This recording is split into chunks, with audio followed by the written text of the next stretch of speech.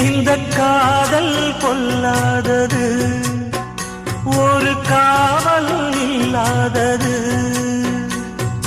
ஊதக்காத்தில் வஞ்சி மாது ஒத்தையிலே வாடும்போது போர்வை போல பொத்தி அணைப்பே.